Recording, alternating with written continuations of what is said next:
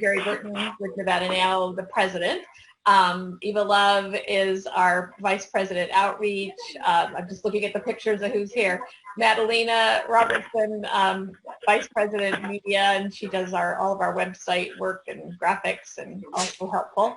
I see Lenore Briley's here. She's our longtime treasurer and has her ERA mask on right now. So yay. Let's see, Trisha Methner's here. I see Trisha, she's our executive vice president. So I know Sue, sorry she couldn't make it. She got that darn job keeps getting in the way. My girlfriend used to say that to me, that darn job of yours gets in the way, but it's kind of important. And Michelle may say she's our new secretary. She's working overtime today, so she's excused, but she'll be joining us for our next program, I'm sure. So first, I wanted to make sure, most of you already know, but we had the great success with SJR 8. They passed the bill for the state ERA, and wearing our mask by Zoe, our ERA Yes mask, our senators were wearing it, and that was so exciting. So we had sent those up there in plenty of time for them to have them for the vote. So that was wonderful. Let's see, so they passed it in the Senate on March 23rd and in the Assembly on March 24th. But of course, the real work begins next year when we we will get it. It'll be on the ballot, and we will pass it and get the ERA in Nevada. But it's going to take all the coalition of groups working together to get this done. So we're ready, and we'll be recruiting people and getting the word out. So we know all of you will be involved. Senator Spearman said to me yesterday, we were talking about her Women on Boards bill, and she said, we wouldn't need this if we had the ERA. So we know how important it is, and we're ready. So we're still working on getting our ERA Yes masks out. I sent the 50 out for the Senate, well, 50 some because we had independents for the Senate that Zoe and I have been working on. She's sewing away, and I've been packaging them, and they went out in these lovely green Mylar envelopes. Eva, you want to show that picture just so people know? And what we're asking people to do as an action is to tweet and post this graphic to Senator Cortez Masto and Senator Rosen so that they will anticipate receiving their envelope and their mask, and also asking them to co-sponsor SJ Res 1, the bill to remove the deadline, and to ask them to co-sponsor, which we know they want to, but what's holding up is getting the Republican to co-sponsor. So what they want is kind of the Noah's Ark idea, is to bring one with you. So we're asking them to bring a Republican along. So there's a sample tweet or post on our Facebook and our Twitter page if you want to use that to either you can repost it, retweet it, or write your own. But Zoe made this great graphic. So, and what we did is I made a graphic for each of the senators and all the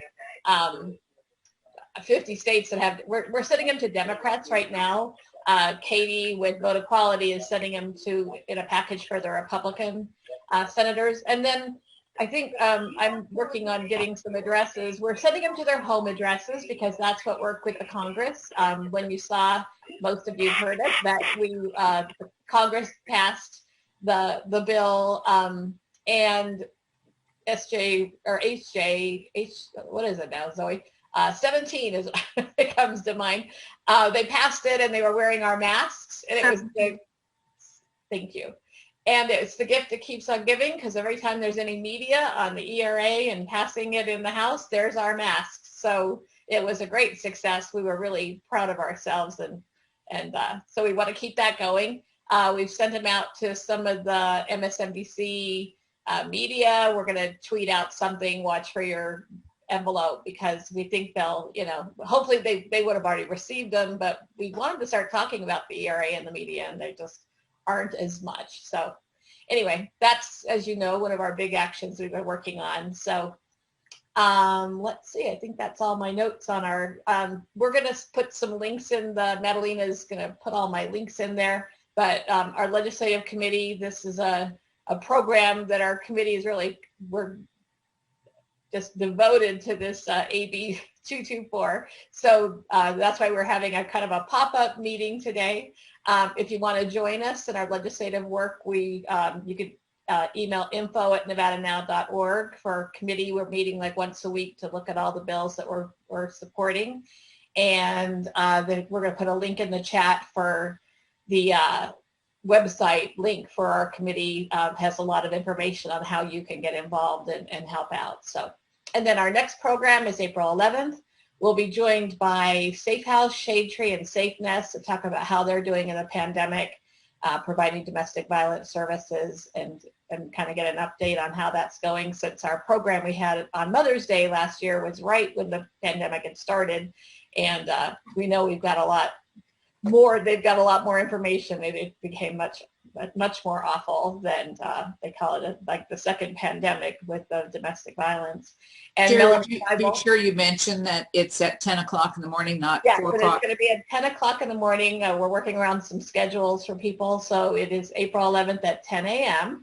And we'll also have Senator Melanie Scheibel on to talk about SB 177. That's the increase in the marriage license fee that's dedicated to domestic violence services that most of the organizations are asking us to support. So that's all the Nevada Now business. So today is a special day for us because we're all so excited when we met Samantha Glover and we learned about her nonprofit, and you will be too once you meet her. So today we're going to learn about AB 224 and about period products being in schools, being required to be in schools, but also about period poverty, something that I think I'm looking at names other than maybe Bill, we've all been through. If you're a menstruating person, you know the stigma attached to this natural occurrence. All of us have had the experience of fearing someone will notice we're on our period. I know I used to put tampons in my desk drawer like I was, getting in contraband, like nobody would see it. Believe me, if men had periods, there would be free products like toilet paper everywhere you go. So be free at every restroom. So I'm going to turn the program over to Samantha, and you get to meet her and hear about the bill and hear about all the actions and ways that you can help. So Samantha, take it away. Thank you. My name is Samantha. Like you've heard, I'm 16 and I'm from Reno, Nevada. I'm also the co-founder and executive director in Nevada of Red Equity, which is a nonprofit I started with a friend that's based out of Reno and Denver. And our goal is to serve as a guiding organization for people or entities passionate about ending period poverty, the stigma around menstruation, while promoting menstrual equity. So if you're not familiar with those terms, don't worry, I'll go over it in my presentation. But before we talk about menstruation, I just wanted to preface this by a few action items that you can take. The first is advocating for AB 224, which will go into committee. It has a committee hearing scheduled for April 6th, this Tuesday, where the committee will first hear it on Tuesday, and then on Thursday they'll decide whether or not they want it to go out into the General Assembly and be voted and presented on there. So there's a few ways to do that. The first is submitting an opinion, which we'll go over, emailing legislators, and submitting testimony on the day of Tuesday. That is similar to the type you would read. It's just written and submitted to legislators. And also, when we talk about menstruation, it's important to remember that not all menstruators are women and not all women menstruate. So in an effort to be more inclusive, I really advocate for using terms like people with periods, people without periods, or menstruators or non-menstruators. And yeah, so we can kind of get started on the bill presentation then. I will screen share this, but this is AB 224, and I think last time I met with Nevada Now, we were still dealing with the BDR. So since then, it actually turned into a real bill. It's been designated into the Committee of Education, and there is overwhelming bipartisan support, which is super duper exciting. So getting into the crux of it and what is period poverty and menstrual equity. So in essence, period poverty is really the inability to access access menstrual products, but also menstrual education around your menstrual cycle, waste facilities, running water, waste management. And there's typically when you hear the word poverty, it's associated with like the financial inability to access, but period poverty can also be impacted by the stigma around menstruation. Oftentimes, for example, teenagers won't have a trusted adult that they feel comfortable enough to ask for menstrual products. Or just be in an environment where you can't purchase menstrual products even if you're able to afford it. So period poverty is quite intersectional in that aspect, that it covers both the social and fiscal inability to access menstrual products. And menstrual equity is just equity in the area of menstruation. So that means having a good education starting when you're young in school about what menstruation is, what endometriosis is, how to use a tampon or a pad, making sure that there are disposals for menstrual products. All of that is encompassed in affordable like pads and tampons. So eliminating the tampon tax is part of ensuring menstrual equity. So these are both intersectional and very all-encompassing terms when we talk about period poverty and menstrual equity. So getting into why this is a problem and how systemic period poverty is, here are some really like staggering statistics done by various studies and surveys in the US. So more than 4 in 5 students in the United States have either missed class time or know somebody who's missed class time because they didn't have access to menstrual products. And those aren't just menstruating students, those are all students, 4 in 5 out of all students, which is really, really big number. And 1 in 5 girls have missed class time because they can't like access menstrual products. And so I'd like to note that most of these statistics do say girls and only surveyed girls. So we're unable to like change the statistics and say menstruators because that would kind of be adjusting the science behind it. But that is why I'm like using girls in these little stats. But 1 in 3 parents are really concerned about their ability to afford menstrual products for themselves and for their children. And 14.2% of women in the United States have experienced period poverty. And when we talk about like the impacts of AB 224, it has the opportunity to essentially reverse all these statistics within Nevada.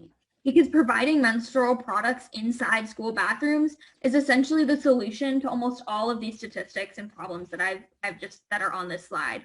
It can also increase attendance by 2.5% in districts that it's worked, which is really a quantifiable impact. And when we talk about inaccess to menstrual products, as most of you guys know, even if I'm able to afford menstrual products and I have them at home, oftentimes I might start my period at school. And what that would entail is going to the bathroom super panicked and essentially begging an educator or teacher to let me get out of class, because oftentimes they won't even say yes when you have to leave class to use the bathroom. And then once I'm in the bathroom, it's a little bit of a panic. You try to make do with toilet paper, paper towels in there, right? And then I usually will call or text a friend of mine to bring me some in the bathroom, which means they then have to miss class time and go all the way across the school to my bathroom. And then like I use the tampon or pad they gave me, and then we go back to class. So that's a regular occurrence. And that's what most students who menstruate have to resort to if they start their period during school. And this is almost regularly accepted rather than going to the nurse's office to get the menstrual products that are already accessible, because these products that are supposedly already accessible in the nurse's office oftentimes require a hall pass and permission to go to the nurse, and students will try to make up an excuse to go see the nurse, and then sometimes that doesn't work. So it's a whole ordeal to go to the nurse's office. So a big opposition is, why do we have to move them to the bathrooms? They're already in nurses' offices. Well, anybody who's had a period during school understands exactly why, because it just cuts class time. It's a huge, huge impact on equitable education compared to non-menstruating students. So if we move on to what AB 224 entails, so there's 4 parts to this bill. The first is that school boards or the leadership of charter schools and junior high schools, middle schools, and charter schools must ensure that feminine hygiene products are provided at no cost to pupils in bathrooms. And that's as wording as is from the bill. And that is really important because it ensures, and it is unlike other bills that have passed in various states that have been a little bit flawed, is where there is no leadership that's responsible for taking care of this. So sometimes it gets shifted off to janitorial staff in certain districts. Sometimes it'll be the principal or the school leadership's like responsibility to uphold the bill that's been passed. But AB 224 specifically specifies that the school boards and leadership are in charge of this, and they can be held accountable if they're not accessible inside bathrooms. And this would be available in all school bathrooms at the moment, not just girls' bathrooms, and it would be grades 6 through 12. So the second part of the bill is that each school district's leadership must develop a plan to address the lack of access to menstrual products and provide equal access to menstrual products. And there are a lot of subpoints in part 2 of this bill, and I've listed them all out below as worded in AB 224, but the first is that they have to evaluate that to the access and the quality of products. So that means making sure they're accessible, they're always stocked, and they're good quality products that are able to be used in that sense.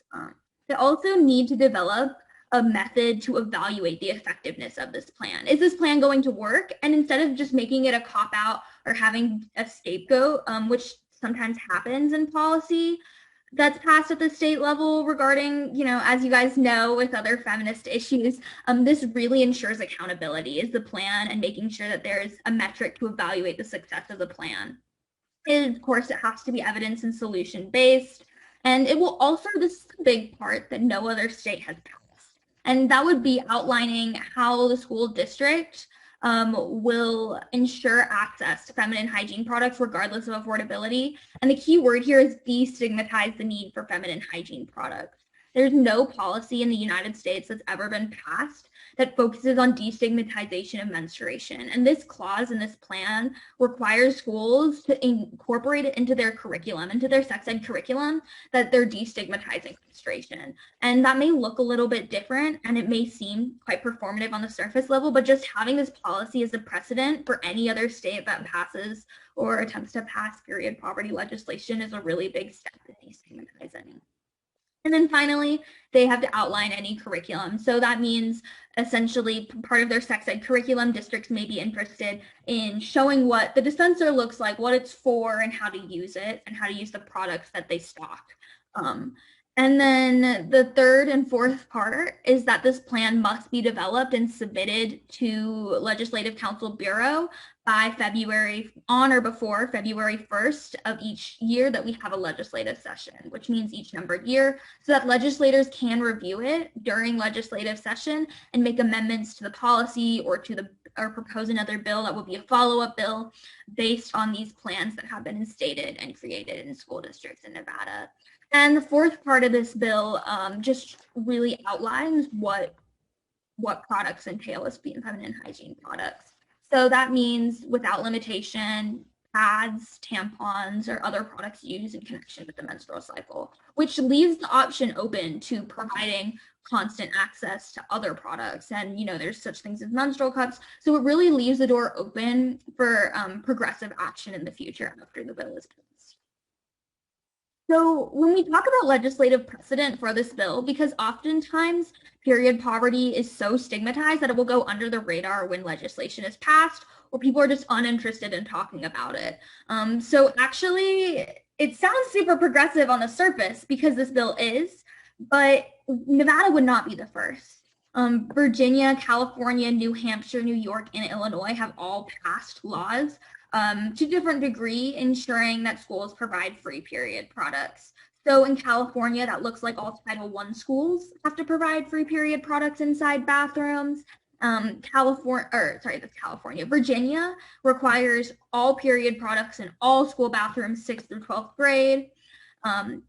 Illinois is a little bit different. It's in girls and gender neutral bathrooms. So although these aren't all the same or as comprehensive as AB 224, there is a bipartisan precedent for these bills, which is great because we can also base impacts off of the impacts in these areas, because in these states, these bills have passed ranging from 2017 to 2020.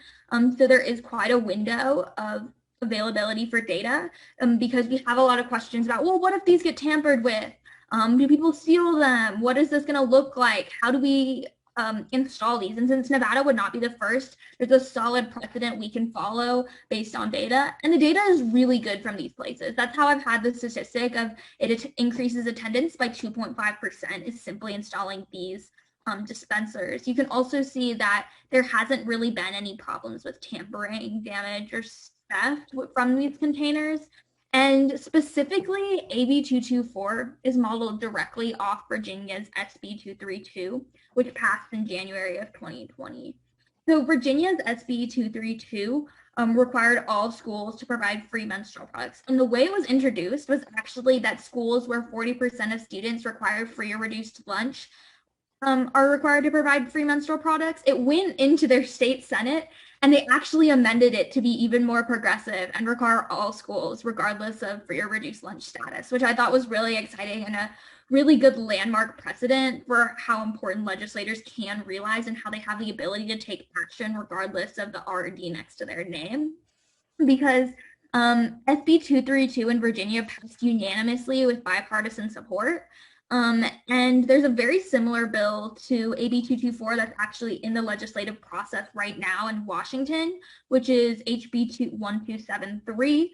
And that one actually is even more progressive than Nevada's. It doesn't require the educational aspect that we do or the destigmatization, but it does require colleges and universities to require free menstrual products. So there is a massive precedent for this. It's bipartisan. This really isn't about feminist issues or like bodily autonomy. At the end of the day, it's about dignity and equity, and that allows a lot more conservatives to get on the bandwagon and start sponsor, which we can see by our sponsorships for AB 224 in Nevada. There's so many bipartisan sponsors. I think you guys can see this, but the number is at 23. Which is actually more than the state assembly majority, because there's 42 assembly people in Nevada. So we can see all of the secondary co-sponsors, and if you recognize these names, you can see that we have both minority leaders as sponsors of this bill, which is so exciting because we're setting a bipartisan precedent for any other states after us that want to come and support a similar bill. So these are all the assembly people that are supporting. You can see if your assembly person or your representative is on this list. If they're not, this is the time to start emailing them and tell them to get on the train and look at everybody else who's supporting this bill. And additionally, if they are, making sure that they're still supporting it, that they're still going to vote in favor.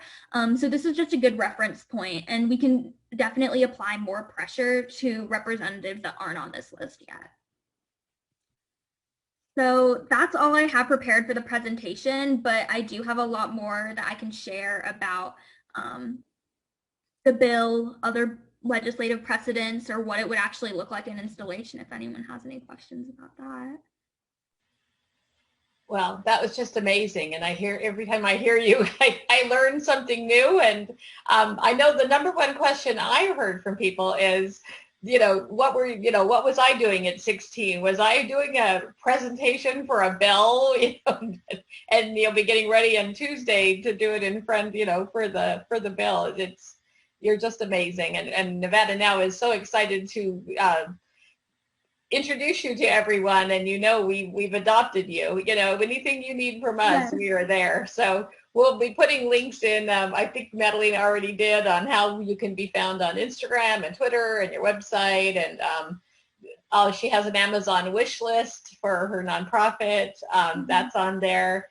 That we'll be giving more money to as well. Nevada now, we did it last program. We'll be doing it again this program.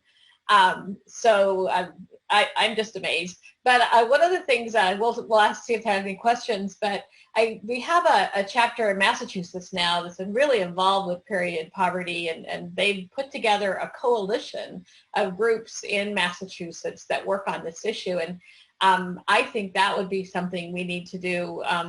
I think like Women's Demo and us, and it'd be fun to have and important to get some groups together to work on this issue going forward. So this isn't just a one, this isn't just supporting your bill, but we want to support the issue with you. So Yes.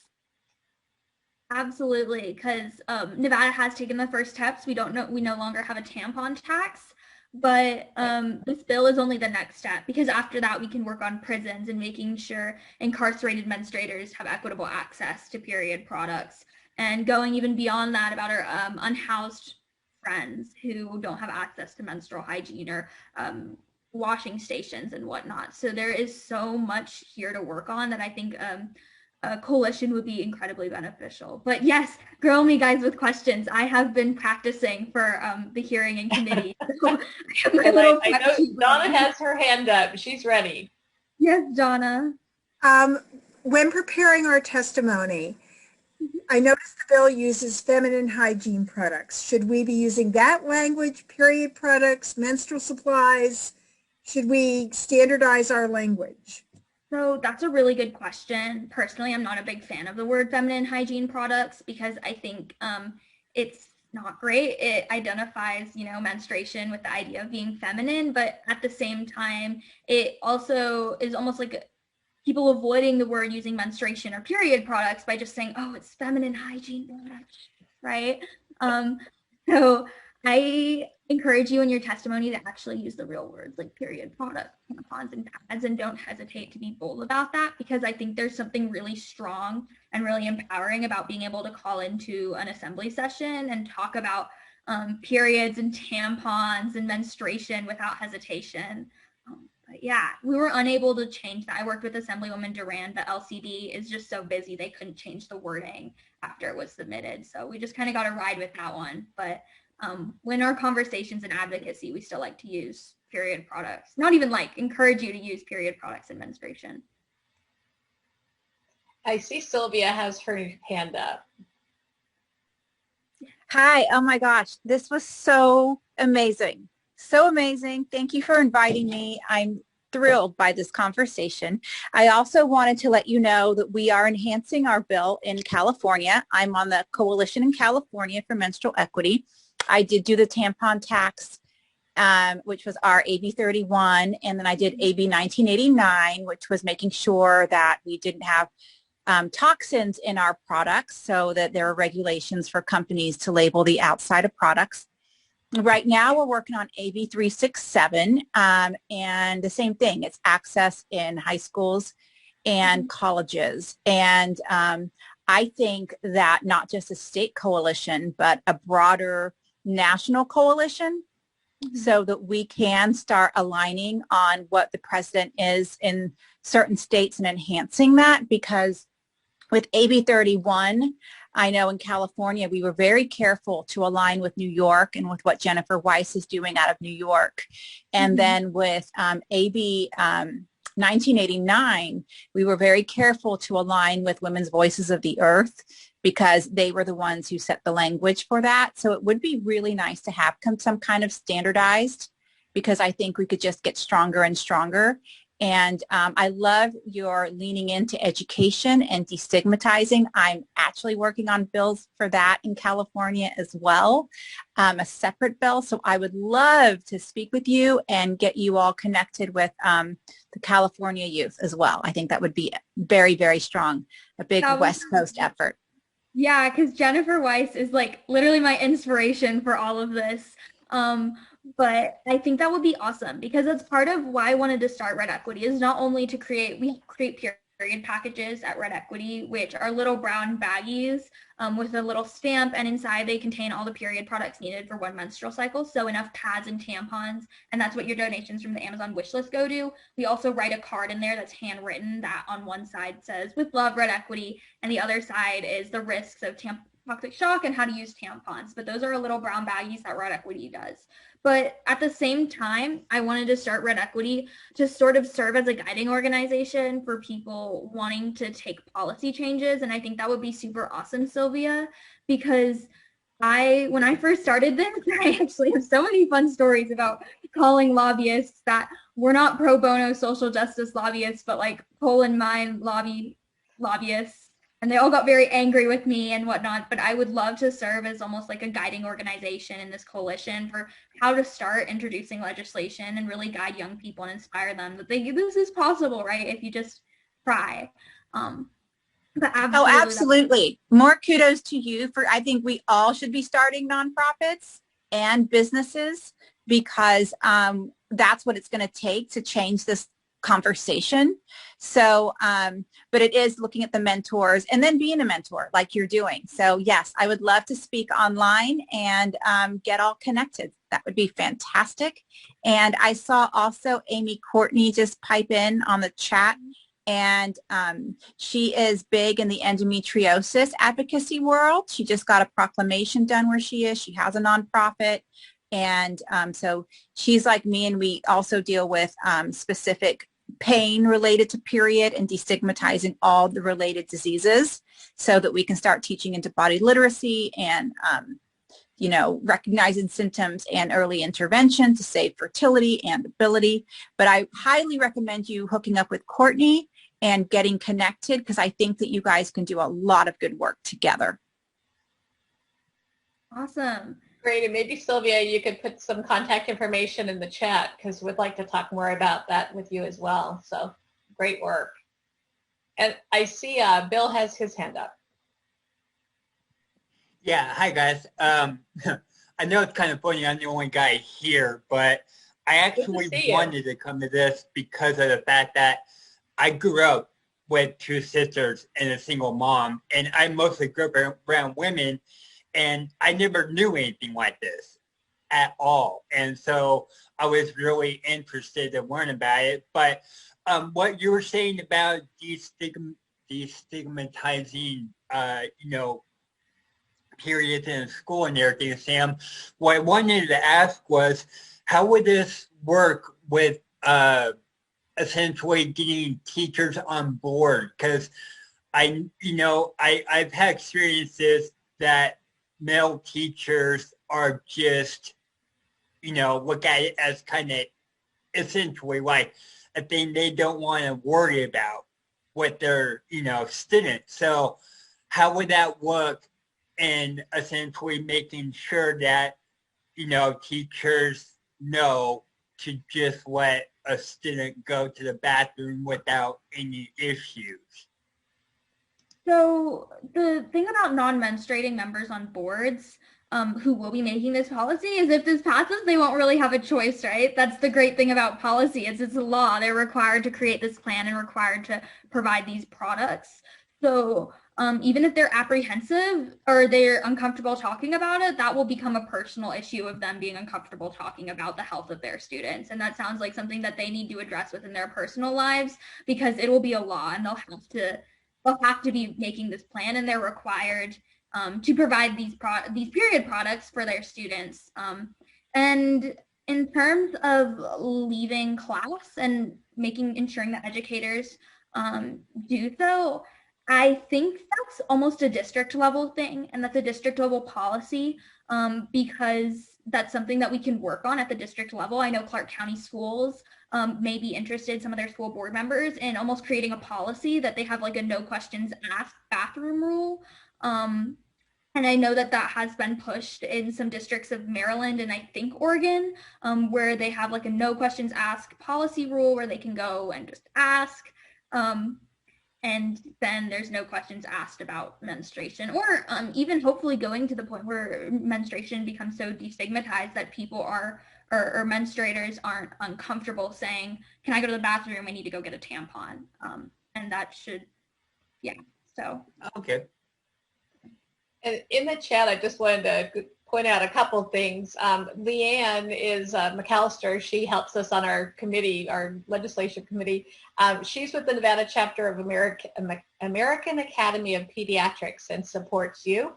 I've seen her Twitter post or tweeted about it. And Leanne, we thank you for your support there. So the American Academy of Pediatrics in 2018 had a nationwide referendum that they voted on to support free menstrual products, and especially in the bathroom. You made that point really clear that putting it in the nurse's office somehow makes it some kind of unusual thing, like catching a flu or getting cold, instead of just the normal thing that happens to period people every single month. And so putting it in all school bathrooms just completely normalizes this as a normal part of adolescence and Absolutely. womanhood. Yes, because it reinforces the idea that we've been subconsciously taught that menstruation is an illness or it's abnormal or it's like a secret, right? So making them available with no shame and just a clear dispenser inside of bathrooms really sends the right message subconsciously to all students. Absolutely, absolutely. And I didn't realize until your presentation that the Nevada bill puts them in both gendered bathrooms, which is fantastic too. That's a great attention to detail. Yeah, I'm not sure due to fiscal impacts if that will actually stay, because that will likely get amended. However, we're definitely going to ensure that it's in gender neutral and women's bathrooms. And then I also wanted to point out in the chat that everybody is loving the presentation, and Teresa Crawford gave you high praise. She is with Moms Demand and very involved with watching bills. She's on our committee as well. And what did she say here? She just said it's the best she's seen, and how impressed they're going to be when they hear it in the hearing. So I agree. So, and everybody's talking about how we remember the stigma, going to work, going to school, about this. So is there anything else we have for questions? So Samantha, do you want to talk about what actions we can take? We're going to have a meeting on Tuesday to support some of the actions. So tell us how we can support your bill and that sort of thing. Absolutely. Could you share the action sheet with us, Jerry? And then I'll also share this Google Drive folder I have. I think I put it to Madalena. Can you share it, Madalena? She's my sharer. She's my tech person. God forbid you have me do it.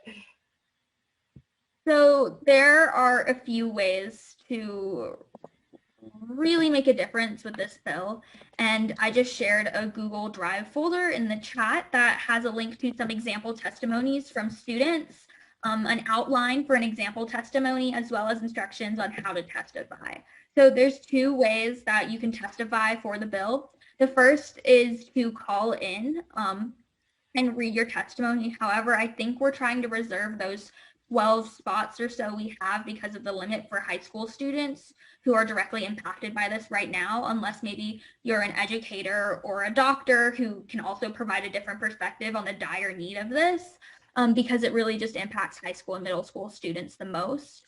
And the other is submitting written testimony. So there's the link that you can see, which I don't have it on me. I think Jerry or somebody has it that I sent to them that they can share. It's where you can submit the opinion to your legislator. So you go to that link, select AB224, submit your contact information so they know which district you're in and who to provide the opinion to, and then add a comment. And that comment can be very similar to the testimony outline that I put in the chat in that Google Drive folder. And the third is to email legislators. So there's a contact list of legislators on there that has everybody and their attaché. So what we ask of you is to email all the members of the Committee of Education and then CC their attaché on the email. And the email can be constructed very similar to the testimony outline I have on there. So you address them in the email, you tell them why this is important, why it needs to be passed now, and the impacts, the beneficial impacts it will have within our community, and how it's going to promote an equitable education. So I think all of us, after listening to this presentation, or even just hearing about period poverty, are really passionate about it because it's the type of thing where you can't just ignore after you learn about it. So if you just put in however you're feeling in that email to your legislator, that would be super awesome. And we can send those out on Wednesday because the hearing date is Tuesday, which is when you can submit written testimony, and then email Wednesday or Tuesday evening, because Thursday they'll decide whether or not it goes out into the main assembly. Was that clear? I think that I jumped around a little there. It's very clear. It was. I just want to make sure we got the drive in, the Google Drive in there finally. I was trying to find it too, Madalena. If anybody has any questions about it, we kind of got it up after you were already started. So what we tried to do is come up with all the links for the Assembly Committee on Education. So, and we'll do that on Tuesday too. Let me put that link that Eva made us a link for a program we can do. I'll put it in the chat here. Perfect. So Madalena just put into the chat this action sheet that I created for Nevada Now, which Jerry is sharing, or no, Eva is sharing now. And it has all of the people on the Assembly Committee of Education, their emails, along with their attachés emails. So we ask that you email them and CC their attaché because they're just so busy to make sure that they see it.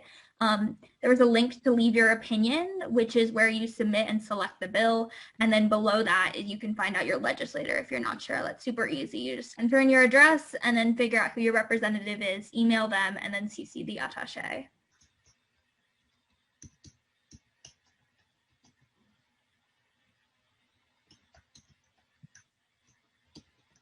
Writing the time of the meeting we're going to do. So what we thought we'd do is Tuesday we would get together and something wrong here, and we'll have this to share again, and we can all take the time to we'll have a kind of a template of maybe a good template of what to send for the email, and we'll get together and do that. And I just put the link in for the Zoom that we can do. So you can join us and do it, or you can do it on your own. We just want everybody to email, and we feel like that'll be the best time to do it after the hearing on Tuesday, but before the work session on Thursday. So they'll get these. So what else can we do to help? The other thing, Samantha, you talked just briefly, but your nonprofit, do you have any pictures of the bags and yeah, I do. I have a whole other presentation for that one. I just thought it'd be cool to see where your donations go. So absolutely. So this is Red Equity. Oh, is it gonna load? There we go. So these are the same definitions we went over. The same statistics, except these are less focused on high school students because this isn't necessarily about AB 224, but you can see that they're very similar. Just the scale of people that are menstruating globally, and then the amount that lack access to these menstrual products globally is shocking. And a little bit more about what the tampon tax is. This is more for like a national level advocacy because Nevada has eliminated the tampon tax, but Viagra and condoms are all exempt from sales tax despite tampons and pads not being. And, 30 states still have the tampon tax, and it can get really expensive because these prices on this presentation are actually obsolete. It's usually around $10 to $12 per package per cycle. So that is a lot. There's a little bit more about the systemic inequality and why period poverty really permeates all aspects of everybody because they're not covered by SNAP benefits or any other social assistance program. And it really permeates our criminal justice system as well because incarcerated individuals are not guaranteed access to menstrual hygiene products. So a little bit more about Red Equity. This is our mission statement that I talked about a little bit earlier, but our goal is to be a guiding organization And so right now we just launched a branch in Encinitas, California, where they're working on making period package projects there, local advocacy in their school district, and we're also working on launching one in Chicago. So we are growing, and it's really, really exciting to see.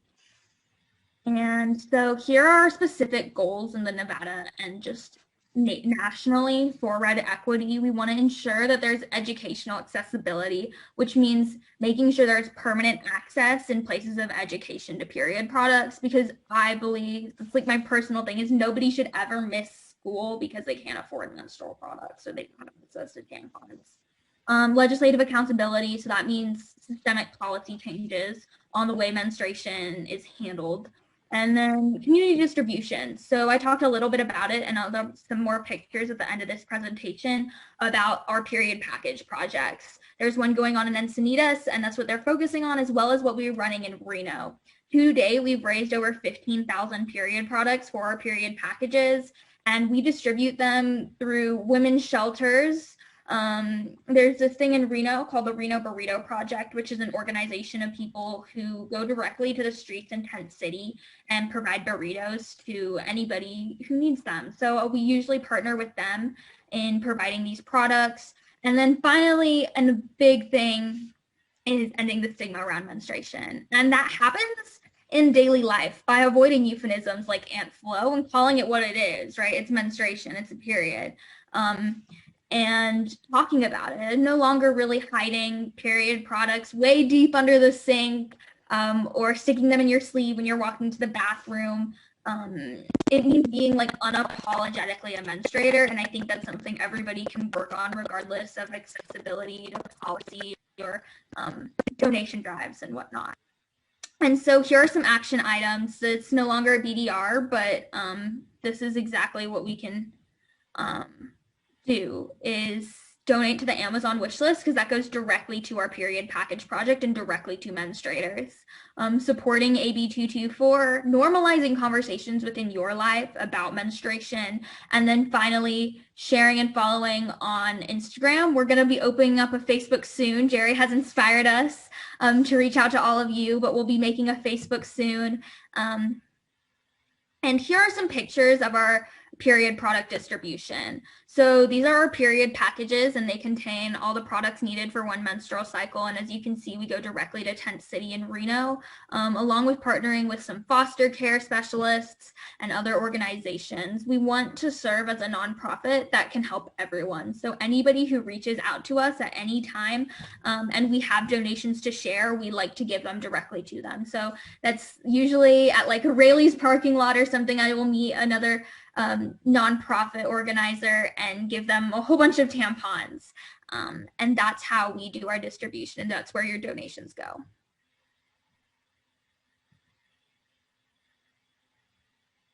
Thank you. I see someone is asking if there's a contact in Encinitas that they have. Terry Norby, she's with Indivisible Owls here in Vegas. She said her niece and nephew are educators in the Encinitas School District. One is a high school principal, and maybe if there's a contact for that, she could pass that on to them. So if you have, absolutely, if you have that, or you can email it to me and I can send it to Terry. So yeah, I'll email it to you. I don't have her email off the top of my head. Oh, that's fine. Thank you. That'd be great. But the lovely girl who runs its name is Josie, and she's in high school as well, and she's doing all the head of operations in Encinitas. So how about, I know we talked a little bit about this. How about in Vegas? How do we help people here? Because a lot of us are from Las Vegas. So I'm not sure if you guys are familiar with this term, but there's such a thing called the nonprofit industrial complex. And it happens a lot when there's a lot of people working on the same thing, and it tends to like filter out. It's kind of the law of diminishing returns. So we understand there's already an organization that works on providing period products to people who need it in Las Vegas and creates period packages. So we direct all of Vegas people who would like to donate or want to make a difference to their organization. And we like to, because they're already established in Vegas, and I think it's a lot more efficient and effective to just have them have their area in Vegas, and we work on Northern Nevada. Well, we love you so much. I didn't know if that was what you wanted us to do. So yeah, we want to help you, and we will, but it is the Maryland Project. Is that what it's called? Yes, it's called the Maryland Project. Maryland Project. Okay. Because I mean, if we're going to get really involved in this issue, we want to be able to support here in Las Vegas as well. So we'll contact them too. So but we want to support you. We love you so much. So Yes. Donna?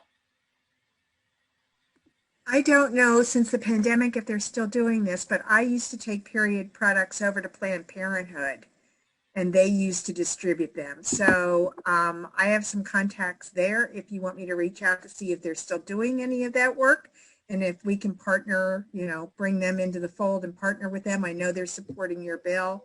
That's how I used to do this. They used to gather diapers and period products and distribute them. I haven't had a request from them in a year. So we can find out maybe, and maybe they can help too. Yeah, I know my local Planned Parenthood in Reno does do free tampons and free pads at their location, but I think they have a less of a need for donations because it's all appointment based, so they don't have as many walk-ins coming in. So that's what, when I last contacted them, they said they're not in as high of a need for them. But eventually, after the pandemic is over, hopefully we'll be able to give them more donations to keep on site. But I'm sure they'd love to join our coalition. They've been super supportive. Well, Samantha, we can talk to Lindsay Carmen. You know, she met with Lindsay and with NARAL. So I wanted to make sure they knew, and I believe they're going to testify. Have you heard back from them on testifying for the bill? I have not. Okay, I sent them another email so we can know when the hearing was, because I think that would be great. So. And I see that Amy Courtney says there is another group, Lust Project Uterus. Is that what it is, Amy? Looks like there's a couple groups in town. So Yeah. Project Uterus. Okay. So we try to focus our efforts where there's no existing organization working on this. So we can focus on areas with the highest need. Because like in Encinitas, there was nobody that we found that was working on specifically period products. There are some organizations, maybe a food bank or community garden or whatnot, that will have some period products occasionally, but our goal at Red Equity is to really focus on menstruation and period poverty. So expanding into areas where that need is just as high as it was in Reno is ideal. Definitely. Do we have any other questions? I think you gave a wonderful presentation, very thorough, and you can see the clapping. So we hope that everyone will be tuning in on Tuesday, the Education Committee at 1 o'clock. Donna's going to help me write a testimony, so that Nevada Now will be represented, and we're at NARAL and Planned Parenthood in on that. And then Tuesday at 5, we put in the chat, we'll get together for those of us who like to do it together and more accountability. If we make sure you write your email. We'll be writing emails to the Education Committee to after the hearing to make sure they support it. And with that list of people, you've got a lot of supporters, co-sponsors. The other thing, Samantha and I met with the majority leaders, Nicole Canizaro, and she suggested a few ideas on the Senate side. Samantha, have we looked any further into that? That was my other question. Yeah, I'm really focusing on getting it through the Assembly, so baby steps first. But once we do, I know that there are a few touch points and representatives in the Senate that will probably be really on board and a really good ally to have when we work on the policy in the Senate, and then contacting them and just continuing the lovely support from NARAL, Nevada Now, Planned Parenthood, and the other organizations just is ideal. Great. Well, anything we can do to help, we're here. You can tell it's so exciting for us, and to have met you and your presentation, and anything we can do to help at all. Thank you. I'm just as excited as everyone else. I'm still can't believe this is a real bill. I started this came from an English project, actually, an English essay. I didn't think this was actually going to go anywhere when I was making those first few calls. So this is still so exciting every time I get to talk about it. Yeah, I forgot to have you tell that story, that 16-year-old, from an essay that she decides, Zoe Nicholson will just be in love with that because she thought, how do I solve this problem? And, didn't just write the essay. So, how do you become an activist and make change? So we're so proud of you. Yeah, it was an English assignment back in early October, I think, where we were supposed to write an argumentative essay on any topic of our choice. So I was just scrolling through MS Magazine trying to find something that I found I was super passionate about. And I stumbled across the words period poverty. And I was like, what's that? That's weird. And I did some research, and the conclusion of the essay was supposed to be a proposed solution to the problem that you were like talking about in your argumentative essay. And I was like, well, schools should provide these for free. Like, this is a no-brainer, right? So I tried to do some research on policy, and that was right when Virginia's bill was just, being implemented. And I found a list of lobbyists on the Assembly website from 2 years ago, actually. And so I decided to just go down the list of like the 300 lobbyists and keep calling until somebody would help me. And it was like 300th call, Cecilia Alvarado from Mi Familia Voja connected me with Assemblywoman Torres, and here we are now, right? It's funny, I was thinking of organizations to, talk to, and I sent one to, I forgot about that. Mi Familia Voja is one of the ones that helped you, and she's like, oh no, I'm the one who, who pointed her in the right direction. And yeah, it was just what a wonderful thing. So. And then Plan introduced me to you because they just loved you. So Christine was like, you've got to meet Samantha. So you've got a lot of people supporting you. Yes, it's amazing. Well, thanks everybody. We hope we'll see you Tuesday. We hope you'll write your emails if you can't make the Zoom program. Email us if you have any questions on things you need to know more about, or how you can help on Tuesday and Wednesday or Tuesday night to write the emails. And our next program is on April 11th at 10 a.m. It's a different time that Eva is going to make sure I keep saying over and over again so people don't miss the time. We'll be doing one on domestic violence and how things are going in the pandemic. So we hope we'll see you then. Watch for that link. So, oh, Zoe, you got your hand up. If anybody wants to stick around, I saw that Samantha just left a message in the chat. I'm doing really well at doing two things at once, the chat and the video. I'm pretty impressed with myself today. Anyway, but if anybody wants to stick around after the meeting formally ends, or however they want to handle it, I can stay until, I think the next thing I have to do is sometime in May. You have time. No, I keep you busy with our ERAS massive project. I probably have time. Well, thanks everybody for joining us, and we hope to see you soon. So that's the end of the official meeting. Oh wait, Kara, sorry. Kara was going to talk about women's demo. I'd like women's demo obviously we'll be part of the coalition that you set up to support this, but I also want to invite all of you to our women's demo meeting. We're meeting on Thursday the 8th at 11:30 a.m. for a discussion, I guess, and the meeting actually will begin at 12 o'clock. Our speakers will be talking about mental illness, which is something that I think right now is extremely important to us, and Donna has done a fantastic job in putting that program together. So go to womensdemo.com is our website, and please join us, and please join Women's Demo. It's also a group that is very important, and basically a lot of what we do is to try to get Democrats elected to office. So we do need the financial support as well. Without having our big gala this year, we did not make as much money as we usually do. So for the next election cycle, we really are going to need to have some money. The other thing that we do is we do give scholarships, and the money for the scholarships comes from our 50-50, which we haven't had for the last year since we haven't had any meetings for the last year. So please, keep us in mind too, as well as donating to Samantha's group to her group, but also to Women's Demo as well. So we'd really appreciate having all of you join us as well.